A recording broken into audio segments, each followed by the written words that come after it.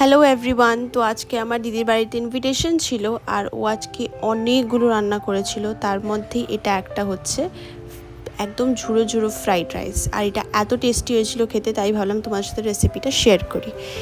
তো প্রথমেও তেলে একটু গরম মশলা দিয়ে কাজু বাদামগুলো ভেজে তারপরে ক্যাপসিকামটা দিয়ে দিল। ক্যাপসিকামটাও আগে দিয়েছে কারণ বাকি সবজিগুলো সেদ্ধ করে রেখেছিল। বাকি সবজির মধ্যে বিনস আর গাজর ছিল, সেটাকেও ভালো করে ভেজে নিয়ে তাতে মটরশুঁটি দিয়ে দিল।